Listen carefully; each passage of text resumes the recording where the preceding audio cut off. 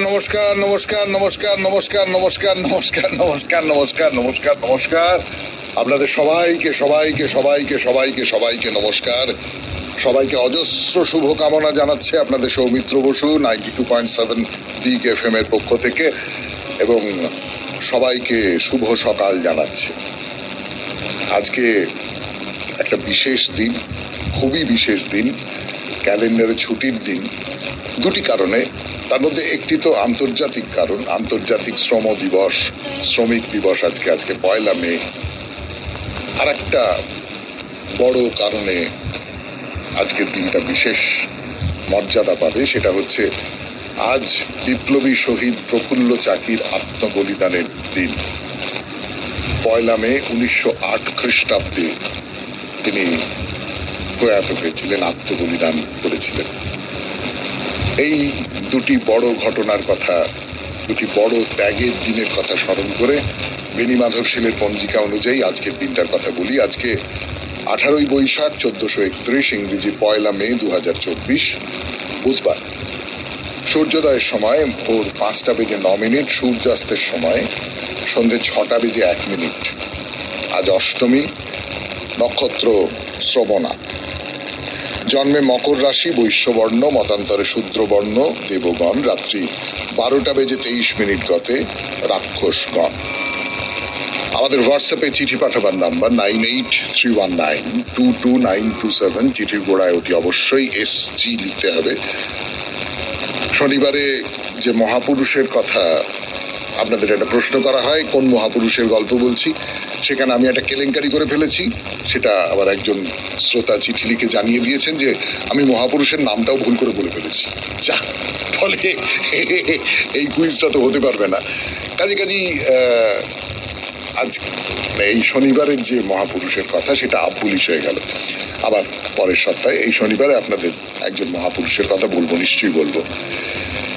এবার তাহলে আজকের অনুষ্ঠান সম্পর্কে বলি। আজকের অনুষ্ঠানে প্রথমে পুরাণ চিরন্তন। পুরাণ চিরন্তনে আমরা শুরু করেছি একজন রাজার গল্প, দুর্বিনীত একজন রাজা, অহংকারী একজন রাজা, এবং সেই অহংকার শেষ পর্যন্ত তাকে কোথায় নিয়ে গেল সেই কথা বলবো আপনাদের। সেই রাজার নাম হচ্ছে নহুষ। নহুষের গল্প বলা শুরু করব আজ থেকে। এর আগের দিন নহুষ সম্পর্কে সাধারণভাবে একটা দুটো কথা বলেছিলাম। নহুষের গল্প আমরা অনেকেই জানি, ছোটবেলায় শুনেছি। ওই অহংকারের পতন হয় এইরকম একটা উপদেশের সূত্র ধরে নহুষের গল্প শুনেছি, কিন্তু সবটা তো মনে থাকে না ওই রকম করে। আমরা তো ঠিক পুরাণের আবহে বাস করি না, তাই পুরাণের এই গল্পগুলো মাঝে মাঝে মনে করিয়ে দিলে, এসব চিরন্তন গল্প, সেটা ভালোই হয়, কি বলে। তারপরে স্বামী বিবেকানন্দের রচনা থেকে পাঠ, তারপর কথা অমৃত থেকে পাঠ, আপনাদের চিঠিপত্রের উত্তর, এবং শেষে বাইরে দূরে। এই হলো আজকের আমাদের অনুষ্ঠান সূচি। তাহলে পুরাণ চিরন্তন শুরু করে দেব 92.7 বিগ এফএম এ শরণাগত অনুষ্ঠানে, কিন্তু তার আগে একটু গান শুনে নেব। পুরাণ চিরন্তন 92.7 বিগ এফএম এ শরণাগত অনুষ্ঠান শুনছেন আপনারা। আমি আছি আপনাদের সঙ্গে, আপনাদের সৌমিত্র বসু। নহুষ। নহুষ হচ্ছেন পুরুরবার পৌত্র, মানে নাতি। পুরুরবা কে ছিলেন তাকে জিজ্ঞেস করতে হবে। পুরুরবার কথা আমরা এই শরণাগত অনুষ্ঠানে পুরাণ চিরন্তনে বলেওছি। পুরুরবা উর্বশীর সেই গল্প। তো সেই পুরুরবার নাতি, পুরুরবার বড় ছেলে, তার নাম হচ্ছে আয়ু। আয়ুর ঔরসে দৈত্যরাজ সর্বানুর মেয়ে প্রভা, তার গর্ভে জাত 5টি পুত্র। তাদের মধ্যে বড় ছেলে হচ্ছেন নহুষ। আর 4 ভাই ছিলেন তার। তাদের নামটা যদি চান তাহলে বলে দিতে পারি। একজনের নাম ছিল বৃদ্ধ শর্মা, আরেকজনের নাম ছিল রজ, আরেকজনের নাম গয়, আরেকজনের নাম অনেনা। এই 4 ভাই। এই নামগুলো মনে থাকবে না, মনে রাখা দরকারও যে খুব একটা আছে তা নয়। তবে বিভিন্ন পুরাণে নহুষের জন্ম পরিচয় নিয়ে এখানে একটা মতভেদ আছে। বায়ু পুরাণে বলা হচ্ছে তিনি আয়ুর পুত্র, আবার এই পুরাণই অন্য জায়গায় তাকে বলা হচ্ছে তিনি বৈবস্বত মনুর 9 জন ছেলের মধ্যে অন্যতম। বায়ু পুরাণ এবং ব্রহ্মাণ্ড পুরাণ নহুষকে পুরুরবার ছেলে বলেও চিহ্নিত করেছে। এরকম নানান রকমের সমস্ত কথা বলা হয় আর কি এই সমস্ত পুরাণে। আসলে পুরাণের কথাগুলো তো লোকের মুখে মুখে মুখে মুখে চালু হয়ে যাওয়া। লোকের মুখে মুখে যা কিছু হয়, মানুষজন যখন কোনো কাহিনী বলে, হয়তো কোনো সত্যি সত্যি একটা ঘটনা ঘটেছিল, নহুষ নামে কোনো একজন রাজা, তার অহংকার ইত্যাদি ইত্যাদি নিয়েই মানুষজন গল্প কথা নিজেদের মধ্যে বলছে। বলতে বলতে খানিকটা এলোমেলো হয়ে যায়। তো আমরা যখন গল্প বলি তখন গল্প বলতে বলতে তথ্যের দিকে, বাস্তব যা কিছু ঘটেছে তার দিকে সবসময় আমাদের লক্ষ্য থাকে না, আমরা খানিকটা নিজের মনের রঙে সাজিয়ে নিই। সেই রকম কতকগুলো ব্যাপার হয়েছে।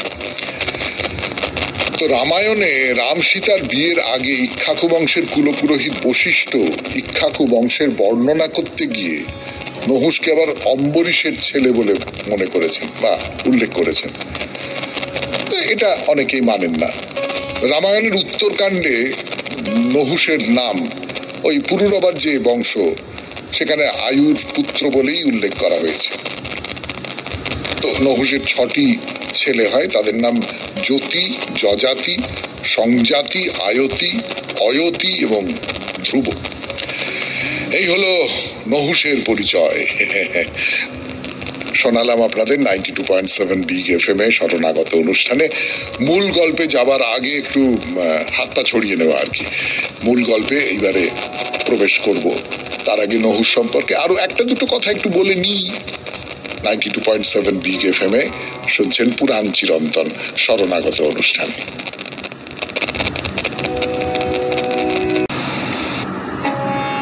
নহুষের নাম কিন্তু সেই ঋগ্বেদে পাওয়া যায়, অর্থাৎ বহু প্রাচীন কালের রাজা। তার কথা বলতে বসেছি তো এই পুরাণ চিরন্তনে 92.7 বিগ এফএম এ শরণাগত অনুষ্ঠানে। সেখানে আয়ুর বংশধর হিসেবেই বলা হচ্ছে, তাকে বলা হচ্ছে বিষ্পতি। বলা হচ্ছে যে দেবতারা প্রথমে অগ্নিকে নহুষের মনুষ্য রূপধারী সেনাপতি নিযুক্ত করেছিলেন এবং ইহলোকে তাকে মনুর বা মানুষের ধর্মোপদেষ্টা হিসেবে নিযুক্ত করা হয়েছিল। তাহলে ভেবে দেখুন নহুষ লোকটা কেমন।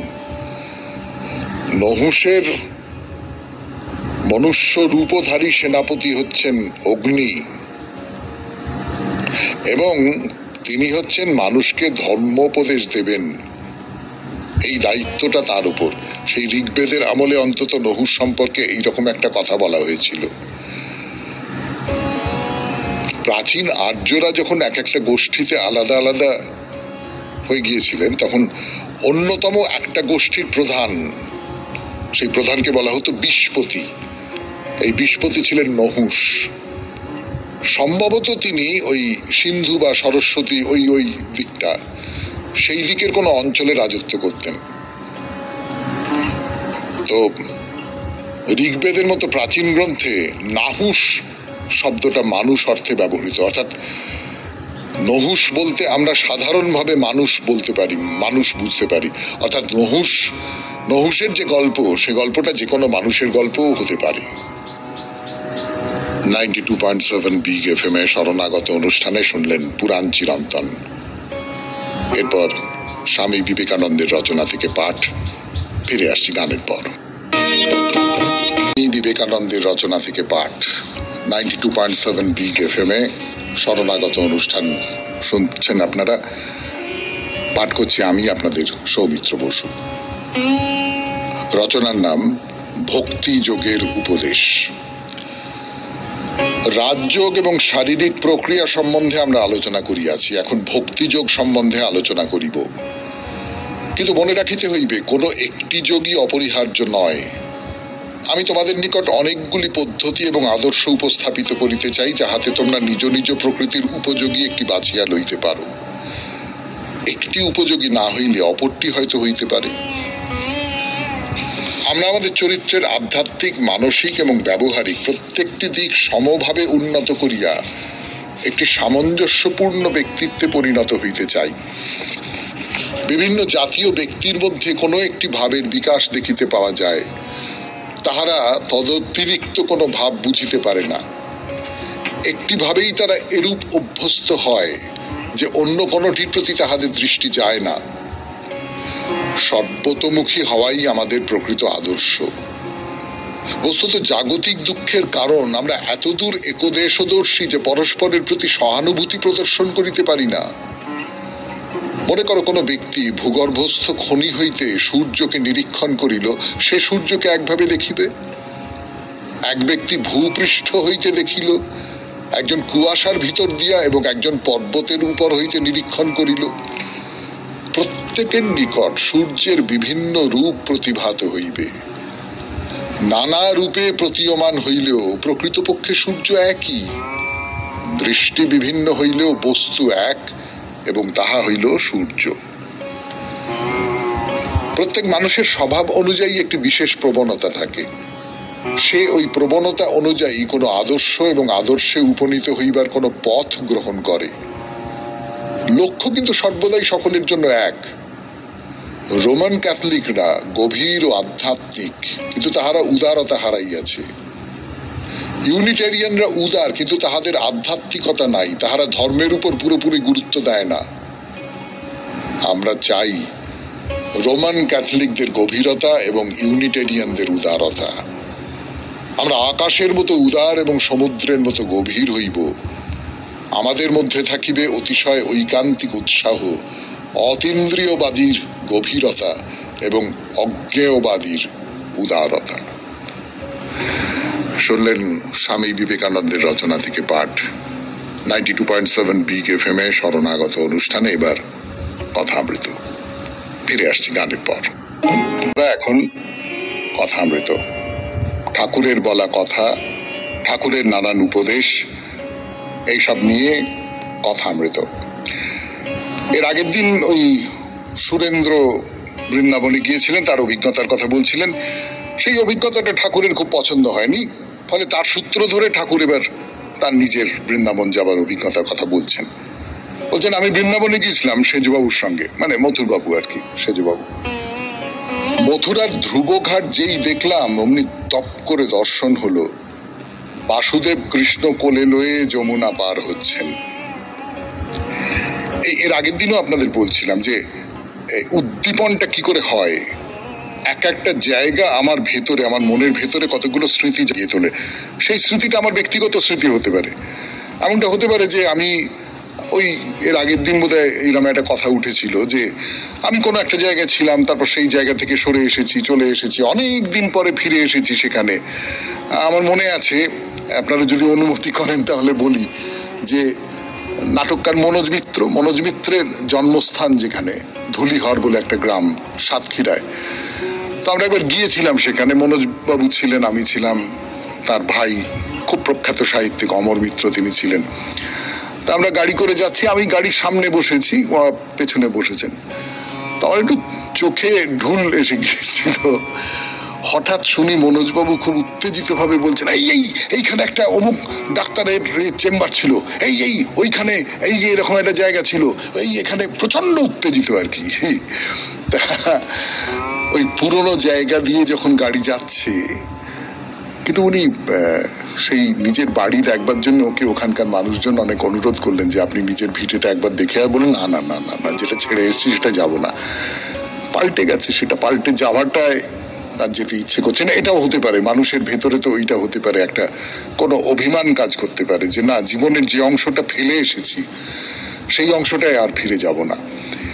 তো যাই হোক, যেটা বলছিলাম যে এই ধ্রুবঘাট যখন দেখলেন তখন মনে পড়ে যাওয়া, তো আসলে আসল ব্যাপারটা তো মনে পড়ে যাওয়া। সেটা নিজের জীবনের কথা মনে পড়ে যেতে পারে, সেটা আমার বই পড়া কিছু মনে পড়ে যেতে পারে, আমার শোনা কিছু মনে পড়ে যেতে পারে। এই সেই ধ্রুবঘাট যেখানে সেই ছোট্ট কৃষ্ণকে নিয়ে বাসুদেব যমুনা পার হয়েছিলেন। এই দৃশ্যটা তিনি দেখতে পেলেন। এই দৃশ্যটা দেখতে পাওয়া, এটা একটা, এই উদ্দীপনটা এত তীব্র যে তিনি তার মনের মধ্যে মুহূর্তের ভেতরে বর্তমান কাল থেকে কোন অতীতের কালে তিনি চলে গেলেন, কোন অনির্দিষ্ট অতীতের একটা সময় তার মন চলে গেল। এটা একটা আশ্চর্য ব্যাপার। ঠাকুর বলছেন যে সন্ধ্যের সময় যমুনা পুলিনে বেড়াচ্ছি, বালির ওপর ছোট ছোট খোড়ো ঘর, বড় কুল গাছ। গোধূলির সময় গাভীরা গোষ্ঠ থেকে ফিরে আসছে, দেখলাম হেঁটে যমুনা পার হচ্ছে, তারপরেই কতগুলি রাখাল গাভীদের নিয়ে পার হচ্ছে, যেই দেখা অমনি কোথায় কৃষ্ণ বলে বেহুশ হয়ে গেলাম। এই যে ছবিটা, আমি আপনাদের বলি যে এই যে ছবিটা, এই যে ছবিটার কথা বলছেন ঠাকুর, যে যমুনা পুরীন বালির উপর ছোট ছোট ঘর, গাভীরা গোষ্ঠ থেকে জলের উপর দিয়ে ফিরে আসছে, এই ছবিটা তার মানে চিরকালের ছবি। শ্রীকৃষ্ণের বাল্যকালের সময়ও এই ছবি ছিল, ঠাকুর শ্রী রামকৃষ্ণ পরমহংসদেবের সময়ও এই ছবি আছে। এই যে প্রকৃতিকে অনন্ত বলা হয়, তার একটা বড় কারণ হচ্ছে যে প্রকৃতির মধ্যে এই পরিবর্তনটা, এখন কি আর ওখানে গেলে ওই রকমটা হবে? মানুষ নষ্ট করে দিয়েছে সব, মানুষ পাল্টে দিয়েছে সব, তার নিজের বাঁচবার জন্য, তার নিজের তাগিদে পাল্টে দিয়েছে। শুনছেন কথামৃত থেকে পাঠ 92.7 বিগ এফএম এ শরণাগত অনুষ্ঠানে। এবারে গান, গানের পর আবার কথামৃত। আমি আছি আপনাদের সঙ্গে, আপনাদের সৌমিত্র বসু। ফিরে এলাম 92.7 বিগ এফএম এ শরণাগত অনুষ্ঠানে। ঠাকুর তার বৃন্দাবন ভ্রমণের গল্প করছেন, বলছেন শ্যামকুণ্ড রাধাকুণ্ড দর্শন করতে ইচ্ছা হয়েছিল, তো পালকি করে আমায় পাঠিয়ে দিল। অনেকটা পথ লুচি জিলিপি পালকির ভেতরে দিয়ে দিল। মাঠ পার হবার সময় এই ভেবে কাঁপতে লাগলাম, কৃষ্ণ রে, তুই নাই কিন্তু সেই সব স্থান রয়েছে, সেই মাঠ যেখানে তুমি গরু চড়াতে। এইটাও তো একটা উদ্দীপন। এটাও তো ধরুন আমাদের এরকম হয়েছে, আমাদের হয় বাড়িতে কেউ মারা গেছেন, তো তার খাট বিছানা সেইটা দেখে আমাদের ভেতরে মনে হয় যে এই মানুষটা ছিল, সে এই খাটে শুয়ে থাকতো, সে এই জামাটা পরতো, সে এই চটি জোড়া গলাতো, সে চলে গেল। আর সবটা রয়েছে, সে চলে গেল কোথায়? এইটা আমাদের ভেতরে কোথাও একটা খুব খুব কষ্ট তৈরি করে। সেই কষ্টটা আমরা যাকে দেখেছি তার ব্যাপারে এই কষ্টটা তৈরি হয়, কিন্তু কল্পনায় বা আমার অনুভূতির মধ্যে যদি সেই মানুষটি ওই রকম জীবন্ত ভাবে থাকেন, ঠাকুরের মনের মধ্যে এই মানুষটি, এই কৃষ্ণ, তাকে যদি মানুষ বলে ধরি, নররূপেই এসেছেন বলে, তিনি জীবন্ত ভাবে আছেন, তো ঠাকুর তার জন্য কাঁদছেন, বলছেন তুমি কোথায় চলে গেলে? সব একই রকম রয়েছে, কিন্তু তুমি কোথায় চলে গেলে? তো হৃদয় রাস্তায় সঙ্গে সঙ্গে পেছনে আসছিল, আমি চোখের জলে ভাসতে লাগলাম, বেয়ারাদের দাঁড়াতে বলতে পারলাম না। তো শ্যামকুণ্ড রাধাকুণ্ডতে গিয়ে দেখলাম সাধুরা এক একটি ঝোপড়ির মতো করেছে, তার ভেতরে পেছন ফিরে সাধন ভজন করছে, পাছে লোকের ওপর দৃষ্টিপাত হয়। পেছন ফিরে কেন? লোকের ওপর দৃষ্টিপাত হলে কি ক্ষতি? লোকের ওপর দৃষ্টিপাত হলে ক্ষতি একটাই, যে আমার মন বিচলিত হতে পারে, আমার মন সরে যেতে পারে, আমার সাধনের জায়গা থেকে সরে যেতে পারে। আমি বাইরের অন্য কোনো কিছুর দিকে দেখবো না, আমি এক দৃষ্টে, যেমন করে অর্জুন সেই পাখির চোখ দেখেছিলেন, তেমনি করে চারপাশটা ভুলে গিয়ে আমি এক দৃষ্টিতে কেবলমাত্র তার দিকে তাকিয়ে থাকবো, আমার মনের চোখে। 92.7 বিগ এফএম এ শরণাগত অনুষ্ঠানে শুনছেন কথামৃত থেকে পাঠ। ফিরে আসছি গানের পর। শেষ কথা শুরু 92.7 বিগ এফএম এ শরণাগত অনুষ্ঠানে। আমি আপনাদের সৌমিত্র বসু। ঠাকুর বৃন্দাবনে গিয়েছিল, সেই বৃন্দাবনে গিয়ে তার কি হয়েছিল, কি উদ্দীপন হয়েছিল, সেই সমস্ত কথা তিনি বলছেন, সুরেন্দ্রকে বলছেন, মাস্টারমশাই সেখানে আছেন। তো কি হয়েছিল? বঙ্কু বিহারীকে দেখে ভাব হয়েছিল, আমি তাকে ধরতে গিয়েছিলাম। আশ্চর্য, আপনাদের চকিতে মনে পড়ে যাবে না রবিবারের শরণাগত, যেখানে চৈতন্যদেব জগন্নাথ দেবকে ধরতে গিয়েছিলেন? আপনাদের মনে পড়ে যাবে না বামাখ্যাপার কথা, কালীঘাটের মন্দিরে মাকে ধরতে গিয়েছিলেন? তাহলে যে মুহূর্তে আমি একটা মূর্তিকে দেখলাম, আমি মূর্তি দেখছি না, আসলে আমি সেই মানুষটা, মানে তাকে মানুষ রূপে দেখছি, আমি তাকে ধরতে যাচ্ছি। গোবিন্দজিকে দুবার দেখতে চাইলাম না। মথুরায় গিয়ে রাখাল কৃষ্ণকে স্বপন দেখেছিলাম। এই যে প্রত্যক্ষ করা, এই ক্ষমতাটা মানুষের ক্রমশ নষ্ট হয়ে যাচ্ছে, যে আমি যাকে ভাবছি তাকে আমি প্রত্যক্ষ করছি, এবং সেই প্রত্যক্ষতার যে দাবি, সেই দাবিতে আমার মন সাড়া দিচ্ছে, আমার শরীর সাড়া দিচ্ছে। আমি তার দিকে ছুটে যাচ্ছি, আমি কেঁদে ফেলছি, আমার মনে হচ্ছে আমি তাকে ডাকছি। এই যে প্রত্যক্ষতার দাবি, সেটা কত তীব্র একটা আবেগ থেকে, কত তীব্র, ইংরেজিতে যাকে প্যাশন বলে, সেই প্যাশনের জায়গা থেকে তৈরি হয়, সেটা আমি আপনাদের ভেবে দেখতে বলবো। ঠাকুর সুরেন্দ্রকে কি বলছেন? বলছে তোমাদের যোগও আছে, ভোগও আছে। তিন রকমের ঋষির কথা বলছেন, ব্রহ্মর্ষি, দেবর্ষি আর রাজর্ষি। ব্রহ্মর্ষিকে সুখদেব। সুখদেব কিরকম?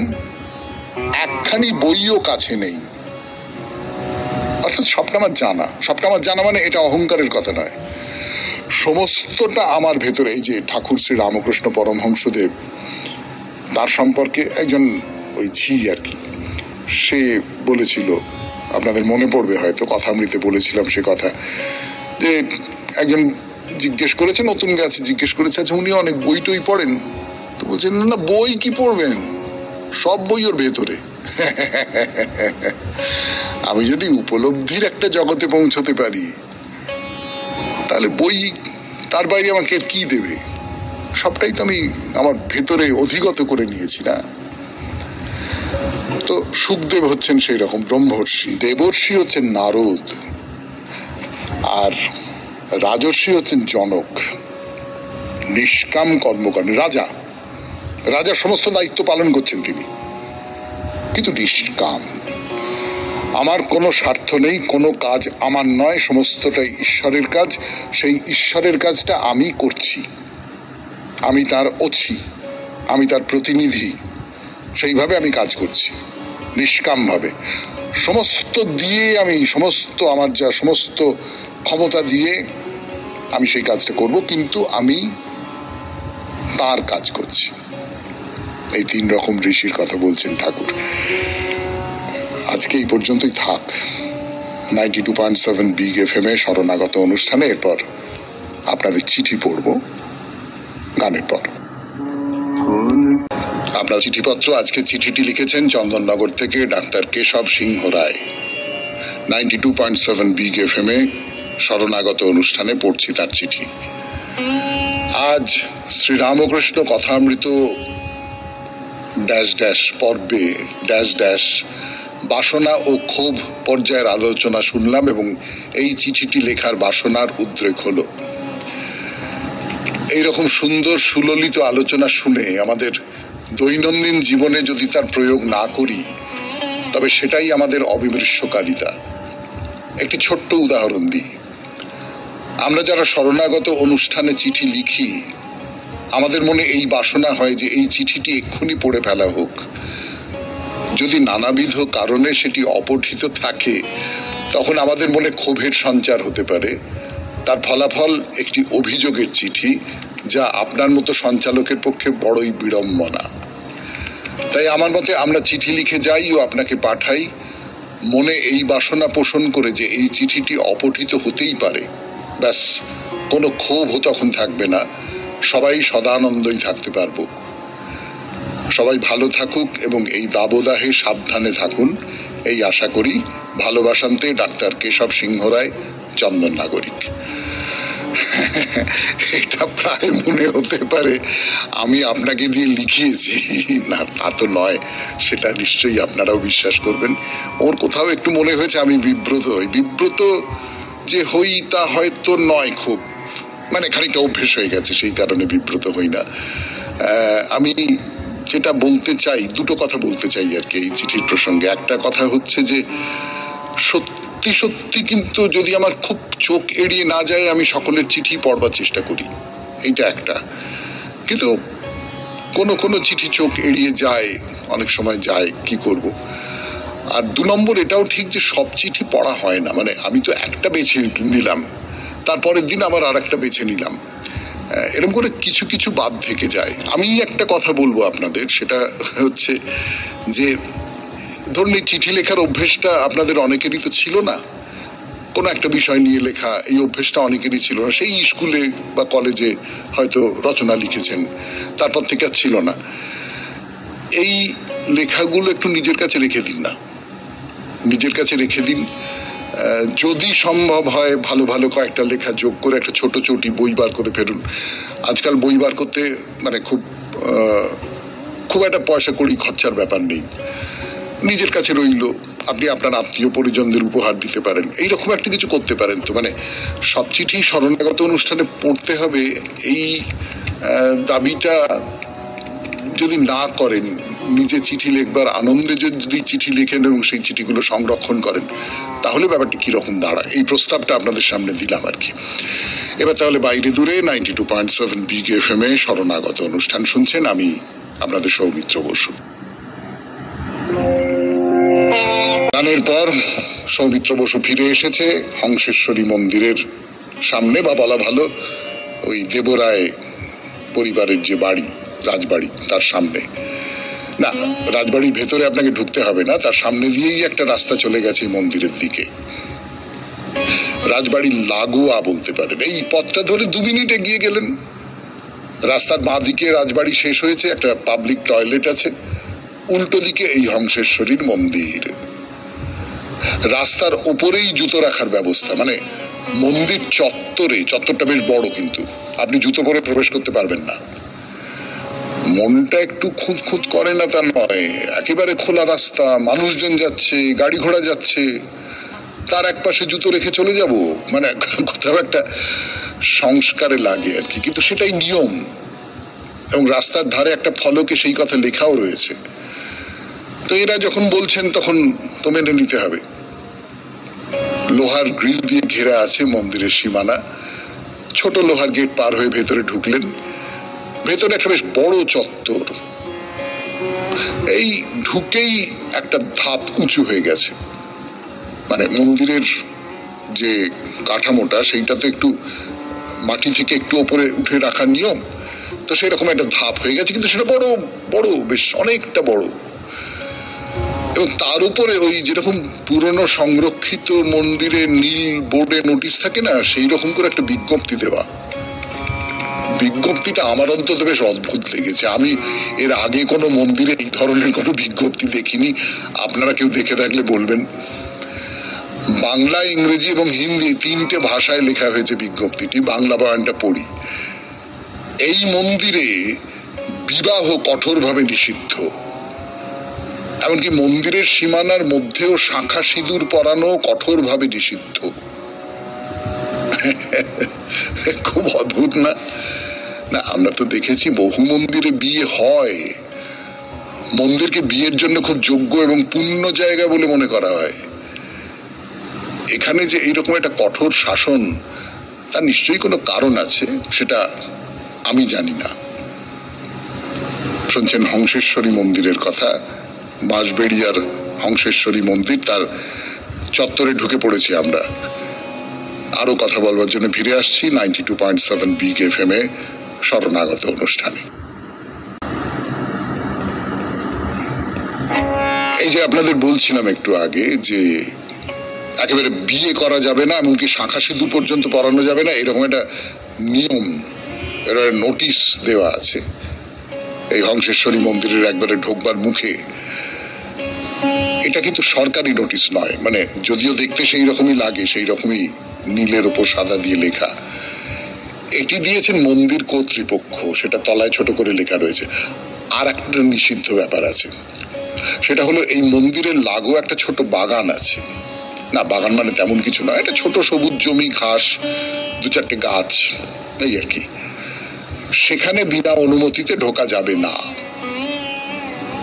এর থেকে আমার অন্তত যেটা মনে হলো যে মন্দিরের কর্তৃপক্ষ এই মন্দিরের পবিত্রতা রক্ষার ব্যাপারে খুব সচেতন। বিয়েটাকেও তারা নিশ্চয়ই একটা অহেতুক গোলমাল হবে, হইচই হবে, অনেক মানুষ, একটা চাপল্য তৈরি হতে পারে, সেইটা তারা পছন্দ করছেন না। মানে করতেই পারেন, আমাদের আর বলবার কি থাকতে পারে। তো আমরা বরং মূল মন্দিরের দিকে এগিয়ে যাই। এই যে হংসেশ্বরী মন্দির, আগেই বর্ণনা দিয়েছি, দেখতে ভারী সুন্দর এবং অন্য আর 5টা মন্দিরের থেকে বেশ খানিকটা আলাদা। মন্দিরের ঠিক মাঝখানটা এই খয়েরি রঙের, কিরকম বলবো, ওই হয় না সিমেন্ট দেওয়া হয়েছে, তার উপরে রং পড়েনি, দেখতে যেরকম লাগে সেই রকম আর কি। তার পাশের যে মিনার গুলোর কথা এর আগে বলেছিলাম আপনাদের, 8টা মিনার, তার মধ্যে 4টে, তাদের রং কিন্তু সাদা না। সে সাদায় এখন সময় বলুন, রোদ বৃষ্টি ঝড় বলুন, তাকে খানিকটা নিষ্প্রভ করে ফেলেছে। তা সেটাই তো পুরনো মন্দিরের সৌন্দর্য। এই যেমন ধরুন প্রত্যেক মিনারের মাথার উপরে যে আধফোঁটা পদ্ম, সেগুলোর রং কিন্তু আগে ছিল লাল, মানে পদ্ম ফুল যেমন লাল হয় তেমনটি আর কি। এখন তারা কালচে হয়ে এসেছে। কিন্তু শুধু যে এই মন্দিরটি দেখবার তা নয়, পাশে শিব মন্দিরও আছে। আর মন্দির এলে পরিক্রমা করতে হয়, তো মানে তাকে বেড় দিয়ে চারপাশটা ঘুরতে হয়। তো সেই বেড় দিয়ে ঘুরতে গেলে আপনার চোখে পড়বে এই হংসেশ্বরী মন্দিরের দুপাশেই কিন্তু শিব ঠাকুরের ঘর আছে। সে ঘরের কথা আজকে থাক, আগামীকাল 92.7 বিগ FM এ শরণাগত অনুষ্ঠানে। আজকে আপাতত এইটা মনে করিয়ে দিই যে আমাদের হোয়াটসঅ্যাপে চিঠি পাঠাবার নাম্বার 9831922927। চিঠির গোড়ায় অতি অবশ্যই SG লিখতে হবে। এবারে তাহলে কবিতা। পবন দিগন্তের দুয়ার নাড়ে, চকিত অরণ্যের সুপ্তি কাড়ে, যেন কোন দুর্দম বিপুল বিহঙ্গম গগনে মুহুর্মুহ পক্ষ ছাড়ে। পথপাশে মল্লিকা দাঁড়ালো আসি, বাতাসে সুগন্ধের বাজালো বাঁশি। ধরার স্বয়ম্বরে উদার আড়ম্বরে আসে বর অম্বরে ছড়ায় হাসি। অশোক রোমাঞ্চিত মঞ্জরিয়া দিল তার সঞ্চয় অঞ্জলিয়া। মধুকর গুঞ্জিত কিশলয় পুঞ্জিত উঠিল বনাঞ্চল চঞ্চলিয়া। কিংসুক কুঙ্কুমে বসিল সেজে, ধরনের কিঙ্কিনি উঠিল বেজে। ইঙ্গিতে সঙ্গীতে নৃত্যের ভঙ্গিতে নিখিল তরঙ্গিত উৎসবে যে। খুব ভালো থাকবেন, আনন্দ